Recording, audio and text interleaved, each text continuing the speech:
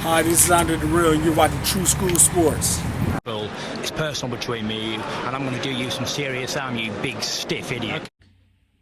The Untouchable True School Sports Empire proudly presents something that the boxing games are missing. Hey, what's going on? It's your boy BT, and I came here to talk some boxing with the thousands of True School Sports subscribers. Now, this video is gonna be like I'm kind of gonna give my thoughts on 3 fights that happened on the DAZN card because I don't want to make separate videos for all of them, so I'll just include them all here. But I'm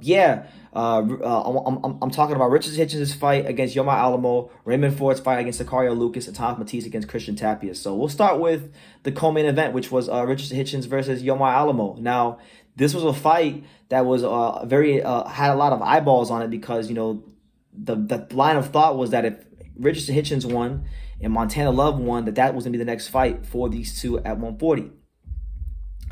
Now, Hitchins, all credit to him, he held up his end of the bargain. He beat Yomar Alamo, the same Yomar Alamo who, you know, a lot of people thought beat Liam Paro, you know, Puerto Rican Olympian, has a win over Kendo Castaneda. You know, not a bad fighter at all, a more than credible fighter. But you would have been very fooled watching this fight because Richardson Hitchins was blinding him all night with the jab.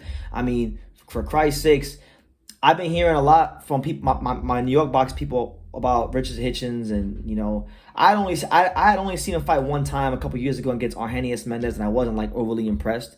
But this is why you got to give fighters time to develop because you know, I thought he looked great in this fight. I thought the jab was great. I thought his jab, believe it or not, his jab is probably his best power punch because I think his right hand, I think he's got good fundamentals and he's well schooled fundamentally, but I just think he's got a bit more oomph behind that jab than he does even his right hand, which is kind of crazy. So, you know, as long as he keeps working that jab and finding different ways to decoy and set it up, he's gonna be a hard guy to beat. I do think so. And he's at what, 14-0, 15-0 now, I think, 15-0. He's rounding out into a good contender, and I think in the coming years, Richardson Hitchins should be right there. He should be there to make some noise. You know, I don't know if he's gonna be a world beater, but he's got a really good jab. He's got the ability to disguise it. He's long. He's got a good frame for 140.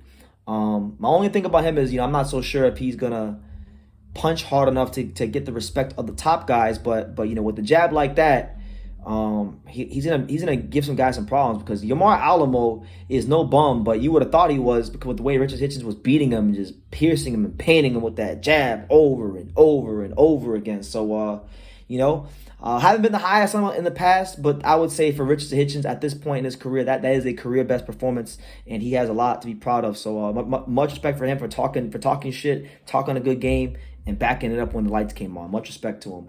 On the other part of the card, we had Raymond Ford, you know, taking on Sicario Lucas, you know, 25-1-1 Sicario Lucas for the WBA Continental Americas Featherweight Championship. And listen, Raymond Ford's a guy that, you know, was a national Golden Gloves champion, Camden, New Jersey, you know, southpaw, talks a lot of shit, kind of flashy with the outfits and the chinchillas and the jean jacket vests, as I've kind of alluded to on other videos I've made about him here on True School Sports. But you know, in this fight with Sicario Lucas, Lucas is an experienced guy.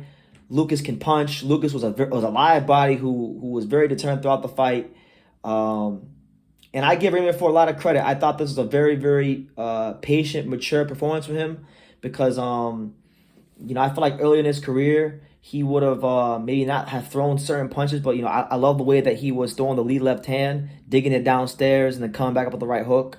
I like the way that Raymond Ford was able to just be patient and pick his shots. And, you know, Lucas has his, I mean, don't get it wrong, don't get it twisted. Sicario Lucas had his success digging his right hand down into the stomach of Raymond Ford and landed some good little body shots on the inside. But thought Raymond Ford did a good job controlling the pace of the fight, managing his energy pretty well, and just having a consistent effort throughout the rounds. And his jab too, another one. I think his jab too. His jab's like a damn sledgehammer, and his jab damn near had this guy's eyes closed shut. And yeah, he hit. But before you knew it, he hit him with the straight left hand down there around 8. And it was a really good performance. He boxed him up and then he beat him up and then he put the exclamation point. So you can't really criticize too much. The only thing I will say about Raymond Ford is that, you know, I don't think Sicario Lucas is the kind of style that normally gives him problems. As we've seen in his career, you know, if we go back to some of his earlier fights, you know, a couple fights ago, you know, Raymond Ford, when he fought Aaron Perez, you know, pressure fighter, That guy gave him some problems. Edward Vasquez, another pressure fighter, gave him some problems. He seems to have a really big problem with the Mexican pressure style.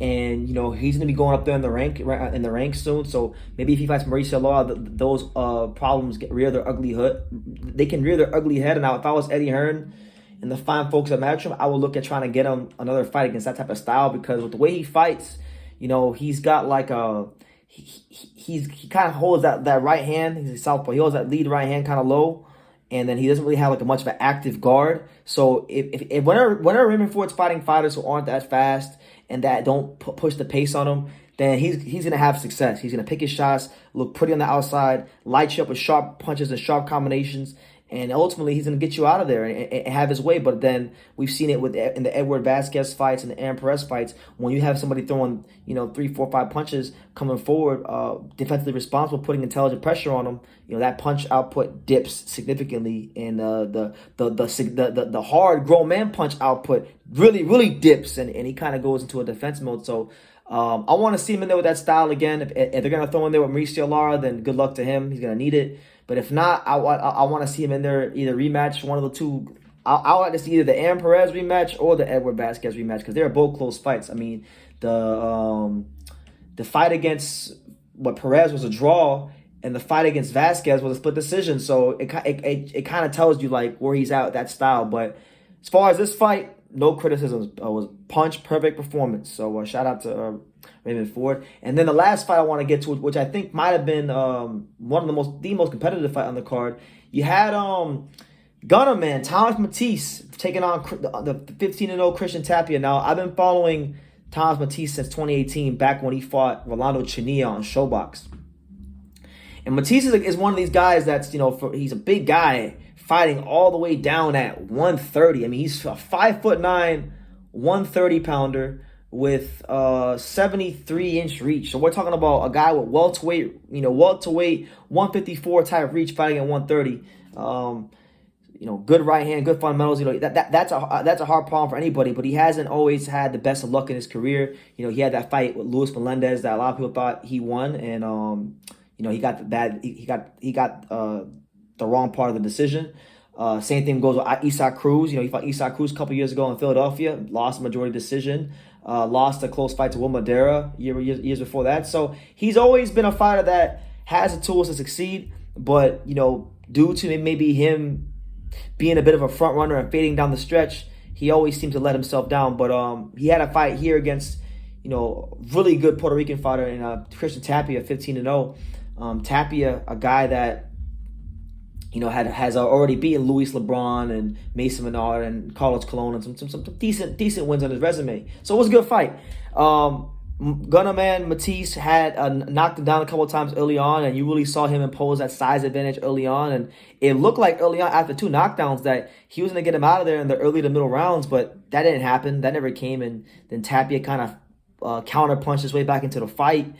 And then he kind of put Gunner Man on the back foot, and then those stamina problems kind of rear their ugly head with Thomas Mattice. But Mattice caught a second wind, and he was able to hurt Christian Tapia, and ultimately, he won the decision. Close fight. I think it might have been a little bit closer than the scorecards had it, but I mean, two judges scored 96-93. One judge had 96-97. I think the 96-93 scorecards are fair. It was that kind of a fight. He wins the WBC Continental America 130 title. So now, all of a sudden, he's looking at probably getting some higher ranking positioning. And I would say right now for him, that was the biggest win of his career. That was right now, based on outcomes, the biggest W he has on his resume was against the undefeated Christian Tapia. So it's good to see Gunner Man getting the win column, because he's a good fighter, and not a lot of guys are gonna want to fight him because he's a hard style matchup at this weight class, being 130, being that tall, being that long, with his quickness, with his skills, with his strength. It makes for a tough matchup no matter who you are. And the fights against Melendez, Isaac Cruz, they show those things, So that's my take on those guys' fights. I hope I did a good job of kind of giving you guys the rundown of what happened with Raymond Ford, Thomas Mattice, and Richardson Hitchins. They all did it. They all had good performances that they could all be proud of, and I think they're all they can build off of those things, and we'll see how they develop going from there. But Give me your thoughts down below. Make sure you guys take the time to subscribe. And like I say in every single one of these videos, you can love me or you can hate me. But I'm just a kid from Dania. So until next time, take care, guys. Just like Mayweather's uncles would say, a lot of people don't know shit about boxing. You do. You've done it. Thank you. You about the only smart guy that I know, bro. Nobody knows shit about boxing.